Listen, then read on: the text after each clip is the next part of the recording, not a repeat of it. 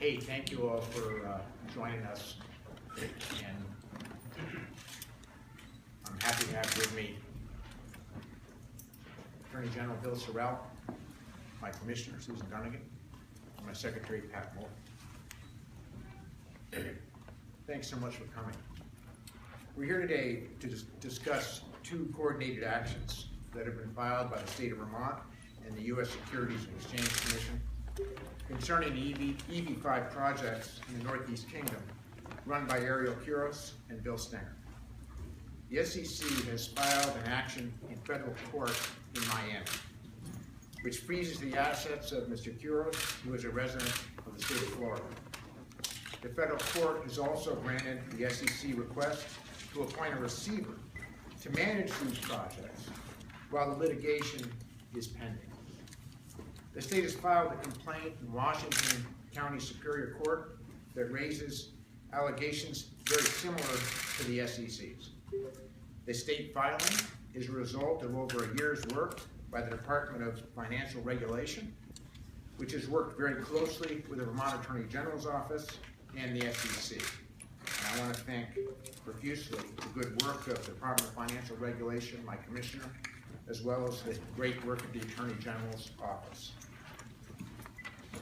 The complaint alleges that starting in 2008, over $200 million of investor funds intended for EB-5 development projects in the Northeast Kingdom were misused, and then Mr. Kuros misappropriated an additional $50 million of investor funds for his own personal enrichment, including over $20 million to purchase J. Peak and Q. Burke resorts, over $2 million to purchase an apartment at Trump Place in New York City, as well as millions of dollars to pay for personal taxes and other personal expenses.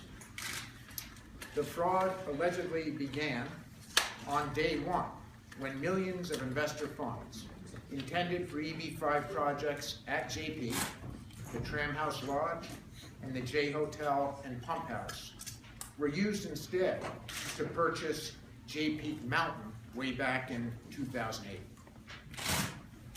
For many years, dating back into the late 1990s, the oversight and promotion of the EB-5 Regional Center in Vermont was hosted at the Agency of Commerce and Community Development. That is the system that was in place when I became governor. As EB-5 projects in Vermont grew and became more popular, more expansive, and more complex, I realized that we needed a better system that didn't ask one state entity to simultaneously promote and oversee the EB-5 programs. So in September of 2014, I asked the Agency of Community Development and the Department of Federal Regulation to develop a partnership to strengthen Vermont's oversight. In December of 2014, that relationship was formalized, bringing DFR's financial and securities expertise to the oversight of the EB-5 projects statewide. Shortly thereafter, DFR began their work reviewing the projects in the Northeast Kingdom.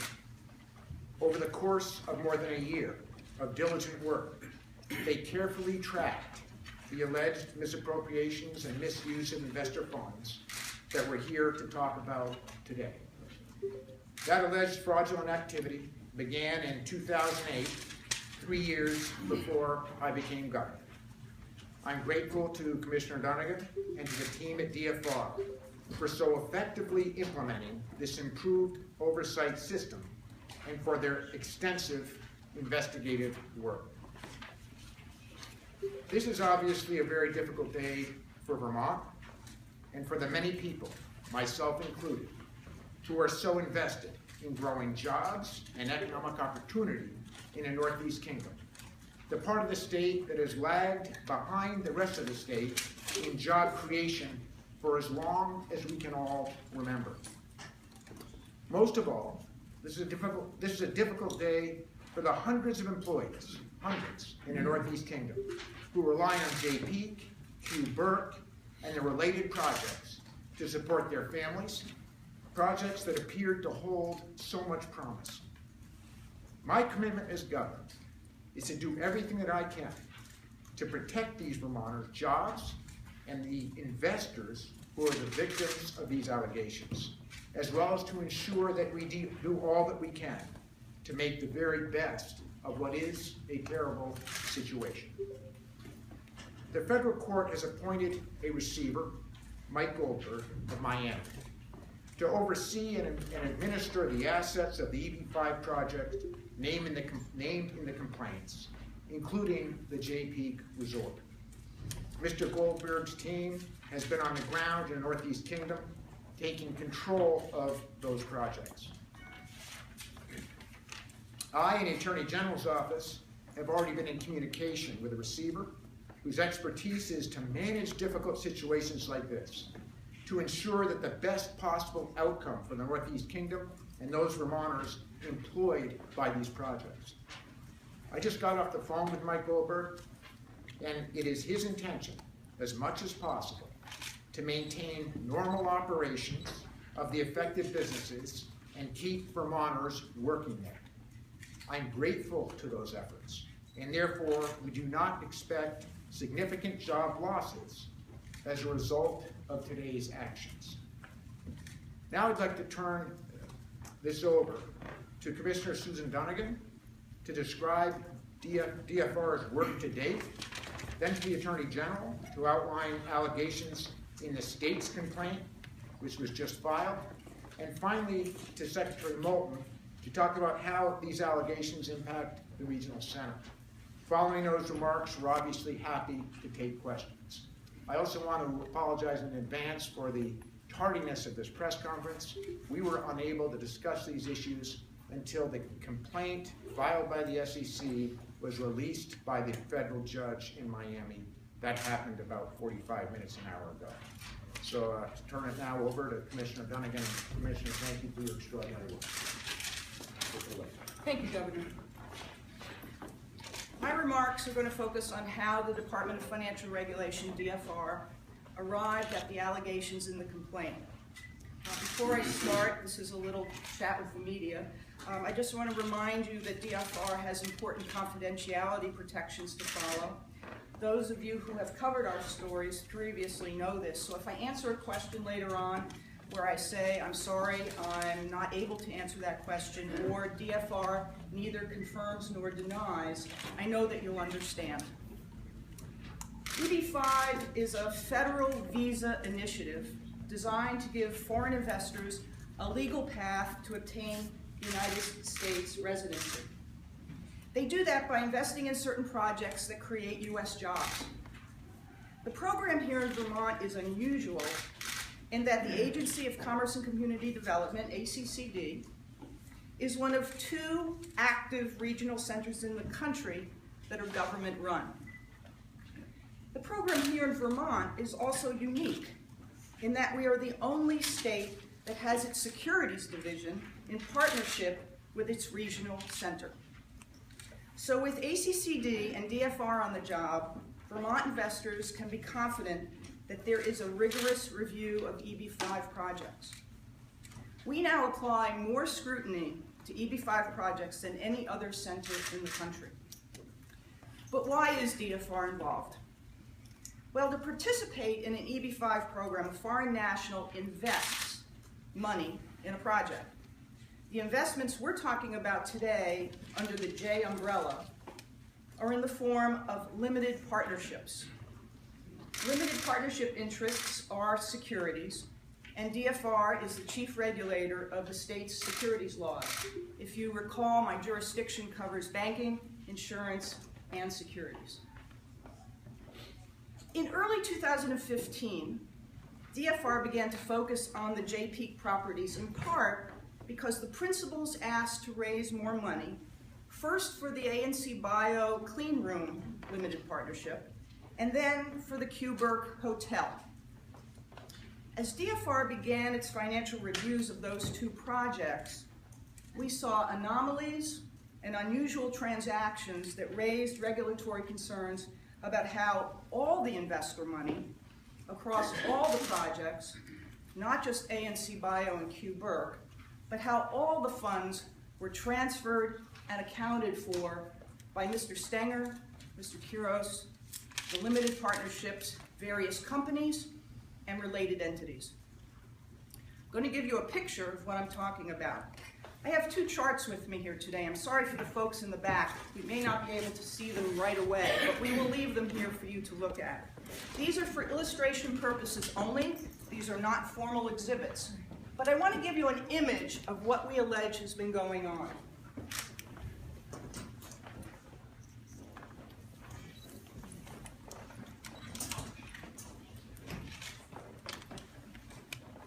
I'm going to try not to be in your way, but we're going low tech here today. This chart is what I call anticipated flow of JP EB-5 investor funds. This is what DFR expected to see in its financial review when it started to look at the flow of funds. It's a fairly straightforward picture.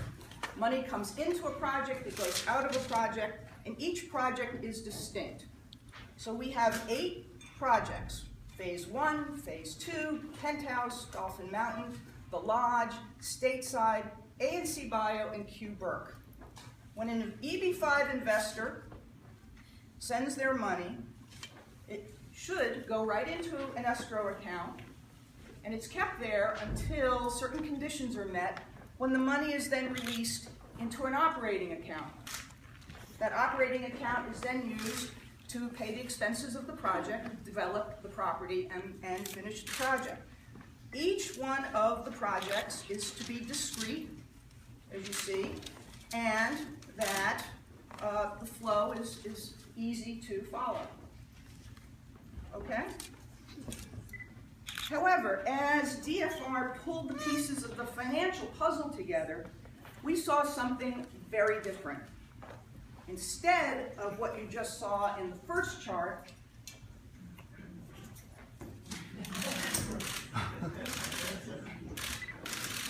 call this the spaghetti map. We saw something very different. We saw a complex web of financial accounts that allegedly facilitated the improper commingling, misuse, and diversion of funds between EB-5 projects, related companies, and personal accounts. Now, on this chart, each colored box represents a financial account, like a bank account or a brokerage account. And those are controlled by Mr. Stenger, Mr. Quiros, the companies, related entities, and the limited partnerships. The black lines, you'll see that the black lines go out through the entire chart and connect the various financial accounts. Those black charts show the routing of investor money between the accounts. DFR tracked over 100 accounts at 10 financial institutions involved in the scheme. So, just to compare the images again, anticipated flow over here of the funds, very clean, in, escrow, operating, out. Versus our image on the chart on the other side, which shows an unrestricted pool of money that we allege was transferred between projects indiscriminately and was used as a personal piggy bank. This is what we allege fraud looks like. Now, I know you've not had the advantage of reading the complaint. Can you go back to the microphone? Oh, sorry. I thought my voice was loud enough. All right. So I'll just repeat that the chart on the left. Shall I wait until I get the... Okay, everybody all right? All right, so let me just go back and say that the chart on the left, which shows what we call the actual flow of funds, that's what we allege fraud looks like. Now, I know you've not had the advantage of reading the complaints closely, but I would say to you that those documents tell the story of the flow of money that's in the diagram on the left. Now, as the governor mentioned, it took a year's work for us to get to this moment today. My legal staff and the securities division painstakingly gathered and analyzed extensive financial records and other documents. 64 subpoenas were issued by DFR, and in the neighborhood of 300,000 documents were gathered. People often ask me, what do you do at DFR?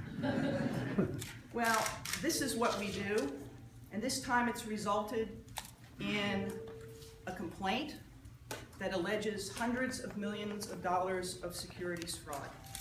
Now these charts, the complaint, some questions and answers, and links to more information are going to be live on the DFR website. If they aren't already now, they will be momentarily. I believe that address is in the press release, but I'll give it to you folks again just to make sure you have it. www.dfr.vermont.gov. Vermont is spelled out. Thank you, Governor. Thank you, Commissioner.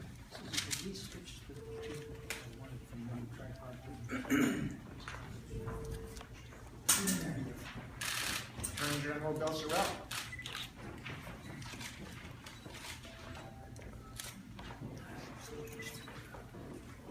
Thank you, Governor. After having received approval from the Securities and Exchange Commission in Washington, D.C. Late last week, on Tuesday morning, SEC enforcement attorneys filed an approximately 80-page complaint in federal court in Miami against Ariel Quiros, Bill Stenger, J-Peak Inc., Q Resorts Inc., those being the owners of the two ski resorts, and all of the J-Peak related EB-5 projects in the Northeast Kingdom, with the exception of the Q-Burke Hotel and Conference Center project. The complaint alleges civil as opposed to criminal violations of federal securities laws. The federal government asked for and obtained authority to freeze various of Mr. Quiros' personal assets, and a receiver was appointed to take control of the J-Peak and Burke Mountain resorts, all of the defendant EB-5 projects, and certain related entities. Mr. Stenger and Mr. Quiros, pursuant to the federal court order, are prohibited from involvement in any EB-5 project. Counsel to the receiver, accompanied by more than a dozen associates, were in Vermont as of Tuesday, and yesterday afternoon they commenced their duties to manage and operate the projects and companies under their control. The SEC case was filed under seal, meaning it was filed in secret, without notice to the defendants. Earlier today, as the governor said about 45 minutes ago or an hour ago, we received notice that the federal court lifted the seal, and consequently, a very short time ago, the state, under my authority and the authority of Commissioner Donegan, filed a complaint in Washington Superior Court against the same defendants as in the federal action. Our case also alleges civil violation of state securities laws and additionally violations of our state consumer protection law. The state and federal lawsuits, as you review the complaints, you'll see they are similar but not identical. They each allege the misuse and commingling of hundreds of millions of dollars of investor funds raised in conjunction with the EB-5 projects. Further, they allege that Ariel Quiros unlawfully converted to his own use approximately $50 million of investor funds. Mr. Quiros allegedly used these funds for a variety of purposes, including his purchase of the J-Peak and Burke Mountain ski resorts, payment of millions of dollars of his income tax obligations, and the purchase of a New York City Trump Place, New York luxury condominium. The defendants, if found liable, will face no jail time. They could, however, face substantial financial penalties, restrictions on their future business activities, and forfeiture of ill-gotten gains. Our top priorities, however, are protecting investors' interests, keeping businesses at the resort operational, opening the Q Burke Hotel and Conference Center, and otherwise ensuring that justice is served. We have not, in our filing, sought the appointment of a state receiver to control Q Burke Hotel and Conference Center. We have been in communication with Mr. Goldberg, the federal receiver, and have received his assurances that a high priority for him and his team is a potential expansion of his federal court authority to exercise control over the hotel project. If this expansion of authority is not obtained from the federal court, we stand ready to expeditiously seek such control for the federal receiver from the Washington Superior Court. As the Commissioner has suggested, we will make links to the court filing, state and federal, on our office website, or links over to the DFR website, where I believe the federal filings will be. Let me just say that this is not a depiction of a simple bank robbery. Rather, this depicts what we allege to be a massive and complex fraudulent enterprise. It is very early in what will likely be lengthy litigation. As we and federal authorities learn more, the litigation could broaden and deepen. State and federal judicial and enforcement decisions will likely dictate the timing and course of the lawsuits. Let me close by making clear that without the very competent and careful financial investigation by the Securities Division of Commissioner Donegan's department, today's state court filing and quite possibly Tuesday's federal court filing would not have happened. Thank you. Thank you, Attorney General Bill. Secretary Moore. Thank you, Governor. Certainly, this is a sad day for the Northeast Kingdom.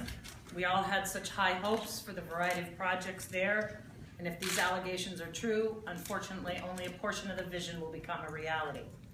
But clearly, our first concern is with the people who work at these resorts. And as the Governor had said, we understand the receiver put in place indicates the resort will remain open and the jobs will remain in place. The Jay Peak Resort is open and will remain open. I want to reiterate that the partnership between ACCD and DFR assures more oversight than most regional centers in the country because we are government-run and we involve our securities regulator. This partnership between ACCD and DFR assures investors in Vermont projects there is rigorous review of our EB-5 projects. We have more scrutiny than any other EB-5 regional center in the country. Today's action, I want to be very clear, does not affect any of our other EB-5 projects. Those projects are proceeding. Investors in these J-related projects should continue to file appropriate petitions for their citizenship status. The appropriate petition being either an I-526 or 829, and the adjudication of that process will continue as usual. I've spoken to the U.S. Customs and Immigration Service, and they indicate that each investor's petition will be considered on a case-by-case basis. And our Vermont Regional Center is still open and very much promoting the other EB-5 projects we have here in the state. And after that, I'm happy to answer any questions. Thank you, Secretary Moore. We'd be happy collectively. Attorney General Sorrell, you mentioned that there's just a civil matter at this point. Is a criminal investigation either ongoing or forthcoming? First of all, I would refer you to the U.S. Attorney in reference to any federal action. I will say that at this point in time, no state criminal prosecution is contemplated. Governor, where is Ari Quiros, the son? What is his status at this point? You'd have to ask Ari Quiros' son. I really have no idea. The executive staff was not, it sounded from the original statement that the executive staff at Q Burke was replaced. So, we should really probably refer to the receiver for questions about who has been replaced. All I can tell you is that if you read the federal complaint, you will find that Q Burke is not the focus of their main inquiry. It's very important to know that. With the, Pat, in the communication we received through the FOIA and et cetera, money was still being given to Bill for Q Burke fairly recently, long after your suspicions. Why was that why did you continue with that? Well, I should let Susan take that. That was actually Susan was releasing the money, not overseeing. It was her department. and it's so not really the money, DFR's it's approval. approval. So as you know, Q Burke investors, in what I call the second amended private placement memorandum, for those of you that have been following this case, you know what I mean. New investors were required to have their money placed in escrow until permission was granted to release that money by DFR to make sure that investor money went to appropriate building and property expenses. So we continued to allow the hotel to be built. It was already started. And that was one of the things that was important to us when we at DFR saw, when we came on the job, that the Q Burke Hotel had already started. And so for an asset preservation, which is very important for investors, because that ultimately creates jobs, which is the point of this, we wanted to make sure that that asset was developed appropriately. So the oversight that we put towards the new investor money that came in was to make sure that those expenses went to the right job. And so we allowed there to be, after great scrutiny, and we have experts that were helping us to make sure that the money went to the right part of the project, we allowed investor money to be released on a sort of monthly basis or so. You've been following this. You saw that we allowed certain building materials to be purchased, the labor, certain permits to be paid for, so that we could get here today where we have actually an asset for a receiver to take over.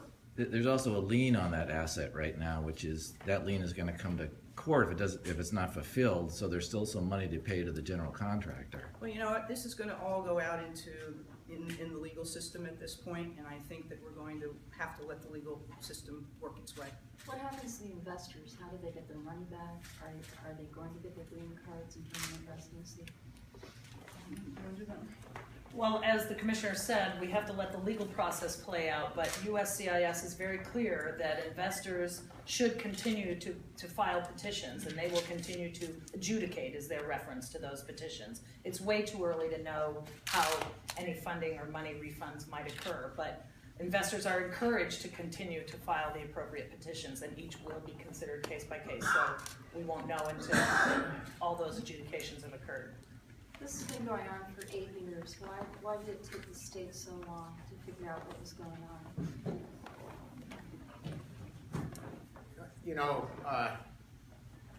I think it's important to remember that the EB-5 program is pretty new, and it's not something that's been around for decades. Having said that, we are learning as we go, and EB-5 started out pretty small in Vermont. Let's not forget we had some pretty successful projects to have everyone in Vermont, prior to my becoming governor, be enthusiastic about the EB-5 program. And you know what some of those projects are, but they've been quite successful. Having said that, it was when we started hearing complaints from investors and started to hear rumblings from some that they weren't happy, that it occurred to me and others that it seemed inappropriate that we were asking our hardworking folks at ACCD to promote Vermont's regional EB-5 center, not specific projects, but the center, at the same time that they were supposed to be giving investors assurances that we were scrutinizing the projects as much as we were allowed. So we made the move when we did. You could certainly argue that we all wish, I bet, that previous governors had made that move, that I could have made it sooner, but we made it, and these were the results, that it worked. Governor, when did it become clear to you that there was a problem here?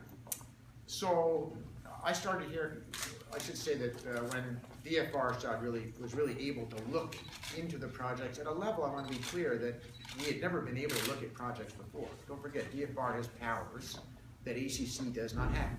So as Commissioner Dunnigan and her team started digging in and asking for information, and they were having difficulty getting that information, I started hearing, hey, they're asking questions about how money's flowing, what's happening, and they're not getting cooperation.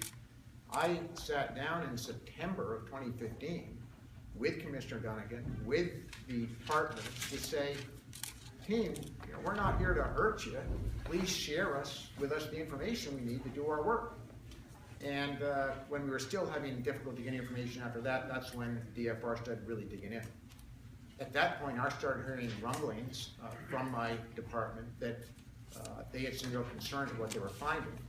I said to them, do your job, do it well, do it thoroughly, and as soon as you are able, make a presentation to me about what you found. And they did that in September of 20. I'm going to help you with this. When was that? I'm going to help you Yeah, with go dates.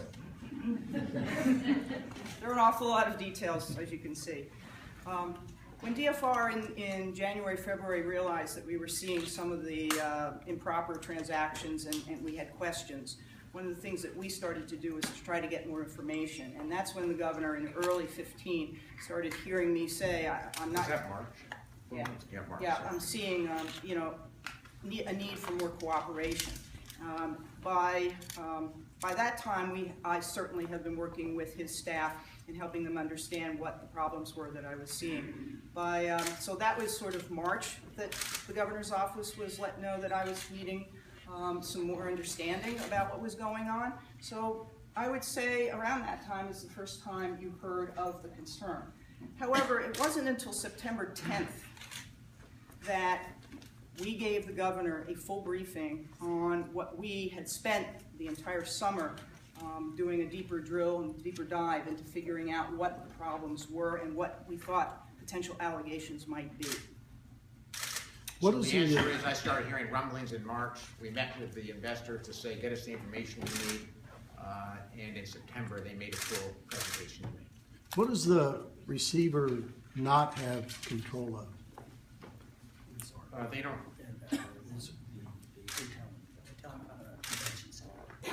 Right now. Go ahead. The receiver has control over all of the defendants, and if you look at the front page of the federal complaint, some related entities that would appear on this document or this depiction. But all of the EB-5, JP, Northeast Kingdom EB-5 projects, with the exception of the Burke Hotel and Convention Center. But as I indicated in my remarks, we have been in touch with the receiver. He has assured us it's a priority for him as he goes about his duties to see whether it's appropriate for him to ask the federal court to also give him control over that EB-5 project. And if that federal court authority for the receiver over that project is not readily forthcoming, we will file in Washington Superior Court up the street asking that a receiver be appointed over the resort and conference center. Do you know why it was exempted? So, you mean Q Burke? Yeah, the hotel. I think it's important to note that Q Burke was the only ongoing project that was involved in DFR's investigation. So it was a little different than the other projects, which either had primarily happened or were about to happen. Money was not being spent at ANC Bio. Money was not being spent at the Newport downtown revitalization. So we had a slightly different challenge there. And what we did was very carefully scrutinize that the dollars were spent meeting the outline of the investors' expectations. Commissioner Donegan did that very well. We were trying to do three things: protect the jobs, protect the investors, and ensure that in the end, the investors would be in the best possible shape to be in a good the best financial position as possible. So I would suggest that because the commissioner was scrutinizing those expenditures along with the Secretary Moulton and their team, that it performed better or differently, more appropriately than some of the earlier investments. Right, And therefore, it wasn't mentioned in the complaint. right. And as I indicated before, we're early in this case. Yeah. And as we learn more, as federal investigators learn more, there could be expansion to the existing complaint, there could be other named defendants. We're early in what's going to be a very long process. Q Burke Resort is under receivership? The resort is under the control of the receiver. The hotel and conference center is not at this point, but we expect that to be under the federally appointed receiver soon, and if that doesn't happen, we will be asking the Superior Court, Washington Superior Court, to put a receiver over that project. How is alleged fraud of this magnitude not criminal? I didn't say it's not criminal. You said there was no consideration yet for criminal charges here in at Vermont. this juncture, we do not contemplate filing state criminal charges. That could change. We have been working very hard. In the case of my office, we received the briefing similar to what the governor received in September. We received that briefing in, I think it was August 10th. And let me just say that there is no matter in the AG's office that has gotten more attention and more of our resources since August 10th than this case right here. What role do state officials play in encouraging foreign investors to put their money into these ill-fated projects? Well, I think there's been bipartisan agreement in Vermont among not only elected officials but legislators that the EB-5 program helps a small rural state get capital to do projects that otherwise wouldn't happen. And it's been a pretty good partnership for Vermont. Needless to say, I as governor and former governors have promoted Vermont's EB-5 Regional Center with enthusiasm. I mean, the dream that we could finally create hundreds and hundreds of jobs in the part of the state that has been struggling for jobs is something that any reasonable person would wish to pursue. Having said that, obviously this is an extraordinary disappointment. We all feel betrayed. It's a dark day for Vermont. A lot of us are not only proud of the fact that, let's not forget, some of these projects have happened. I mean, J-Peak is a booming business right now with a water park, with improved mountains, with improved golf course, with improved accommodations. That's not an asset that's just going to dry up and go away. And that's why I'm optimistic that those jobs, and to answer Ann's question, those EB-5 credentials should not, in any scenario that I can think of, be significantly compromised going forward. So, obviously, we can all sit here and say, who should have done what, when differently. And we have done a lot of inner searching in my administration over the last year as this has become more obvious to us. But I think the answer is that, at the heart of it,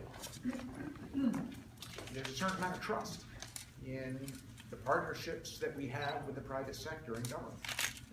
And we have found through the process we've set up that trust was misplaced, allegedly misplaced. How would you characterize your relationship with Ariel Piqueros before you learned about what was going down?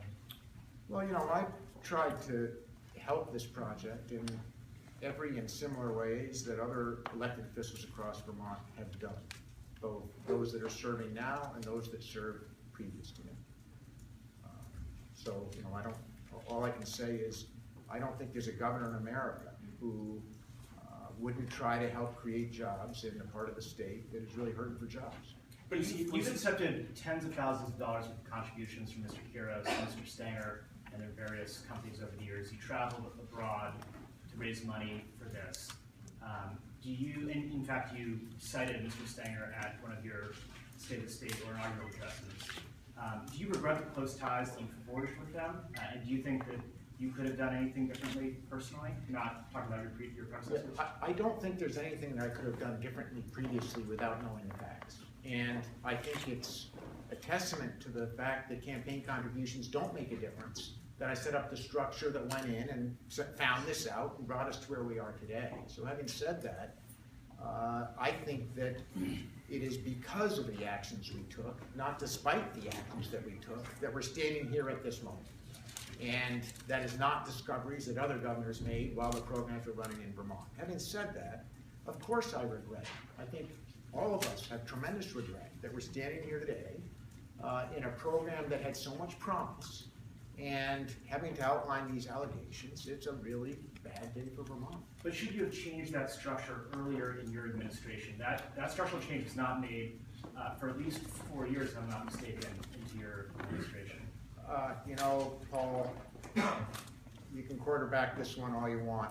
All I can tell you is there had been no complaints about projects, EB-5 generally across the state, that I can recall from any investors to any governor, me or prior ones, until the complaints that we started hearing about.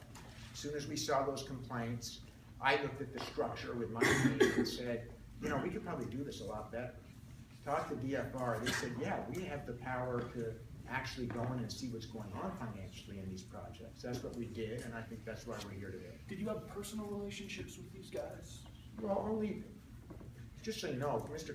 Kuros wasn't on the trip to Asia that I went on to promote the EB-5 program. But did you hang out with him socially outside of that universe? I don't hang out socially with any of the EB-5 principals, no. Governor, even if this alleged Ponzi-like fraud is proven, is Vermont still a beneficiary, given that we do have assets that are here? So does Vermont benefit whether this is fraud or not?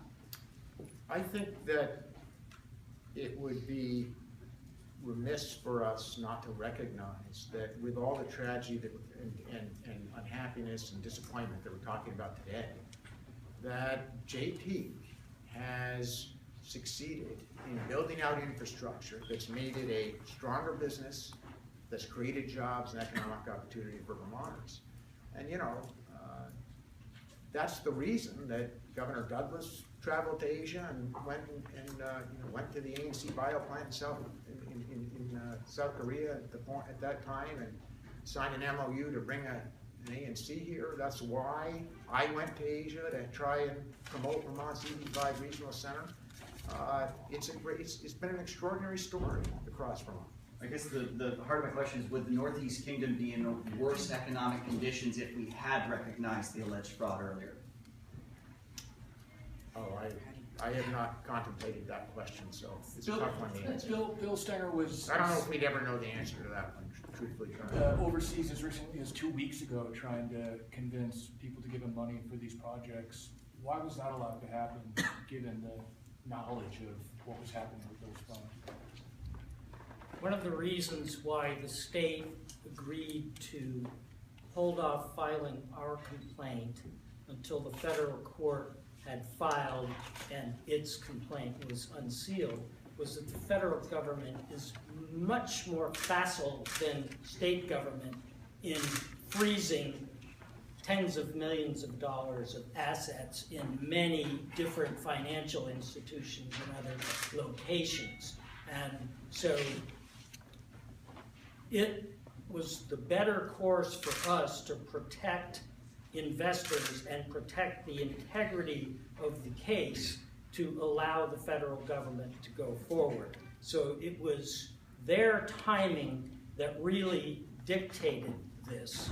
And when they told us they were finally ready to go to the SEC, to the commission in DC last week, we've known that for a few weeks. And what has been a race became warp speed just within the last few weeks. So was the idea you didn't want to tip him off to what you were onto? I mean, you got this guy's about to be indicted on these crazy fraud charges, and there he is making his pitch to investors in South Africa saying, give me a half mil. We have the protections through the agreements that any funds raised, whether for the Cuba Resort, the commissioner has control over that, and similarly, we have control over the ANC Bio funds. So we have not been worried that this kind of enterprise was continuing. Rather, in the more recent past, for both the Q-Bird project and for ANC Bio, in the most recent past, it looks much more like this than this. So we've had that degree of assurance. Has it been frustrating? Would we like to have moved more quickly? Yes, but again, a tremendous amount of work has gone in on both the part of state and federal officials to get to today. And is the idea that these projects are going to remain EB-5 eligible, and that there's just going to be a new person taking over ownership, and they're going to continue to try to get the money they need to bring them to fruition?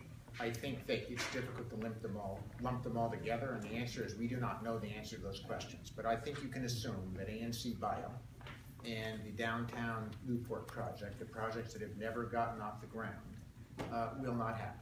But you have a demolished block. Let me just finish. Sorry. Will not happen. Having said that, one of the hopes for all of us as we watched, as we were doing the investigation, and the one project that was undergoing construction was actually going forward, which was Q-Bird. It helps the investors in that project to get it to the point where it can open, obviously. So each project is different, and each one has a different future. And is it fair to say that state officials encouraged foreign investors to invest in these projects? I think it's fair to say that state officials, governors, all of us have promoted Vermont's EB-5 Regional Center with as much enthusiasm as we can, because we believe that the scrutiny that we bring to these projects gives a higher level of confidence that we might find something is wrong if it's wrong than in the states where there is no state involvement.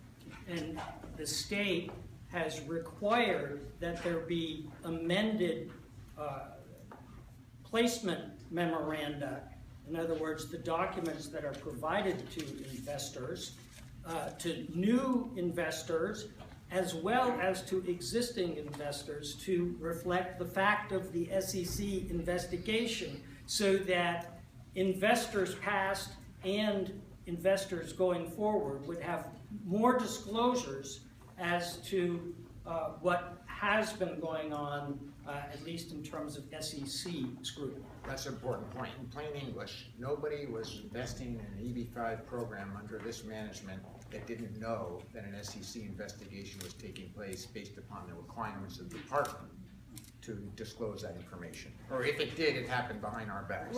Let me clarify that. New money Right. that was raised for ANC Bio and Q-Burke. So But that's what they're asking. that's what you're asking about, is the new money that was raised recently for both those projects. Remember, ANC Bio's money was put into escrow and it's still there. Is that project? The recent ANC Bio money was put into escrow, that's still there. The new money that was raised for Q-Burke also went into escrow, and none of that was released without a signature and approval from DFR. I just want to add too Come on that over here. it's very clear in the EB-5 program that the regional center does not promote the project. We promote the regional center, as the governor has said. And USCIS, Customs Immigration, is very clear that these are at-risk investments, and their website encourages each investor to hire their own counsel and do the due diligence. And that has been our message to investors: is we have great projects, you need to do your due diligence, make your determination over what investment fits your profile best, but that you should be carefully scrutinizing the PPMs, hire your own counsel to make sure you're making the right decision. But these are at-risk investors, and EB-5 is about at-risk investment. So Dan's question was, what's going to happen to that hole in the ground in Newport, downtown Newport? You know, we obviously want to work together with the legislative delegation with the folks in the kingdom to make the best of a bad situation. And I think it's fair to speculate that the EB-5 program that was envisioned for both downtown Newport and for ANC Bio certainly won't be moving forward. And I just want to make clear too, there is a permit condition on that project that if the construction hasn't commenced by September 1st, 2017, they have to fill it, grass it, and turn it into a park. So that is a permit obligation for the projects. Who has to do that?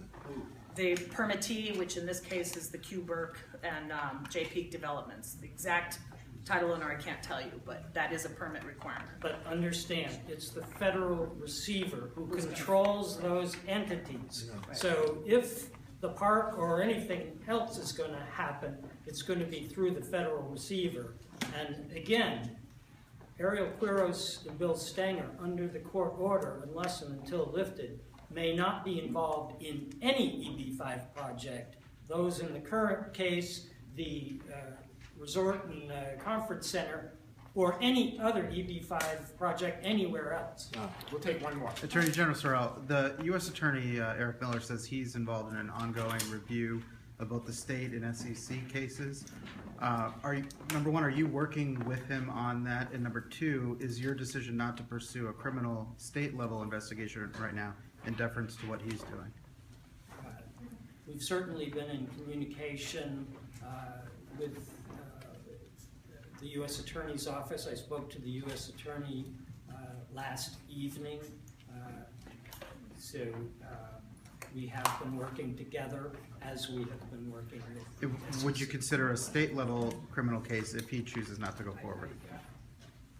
I've said what I'm going to say, that at this juncture, no state criminal charges are contemplated, but just in the same way that other civil charges, other defendants might result in a broadening or deepening of this case, it's entirely possible that there could be state criminal charges.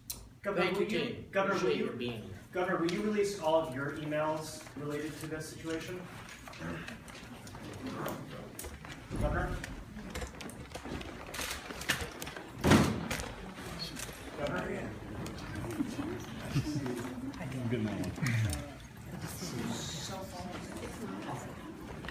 Thank you.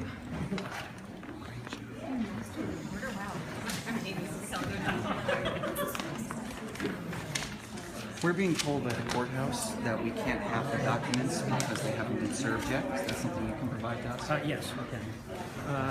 Actually, I think there's a link on our office website with the complaint right now.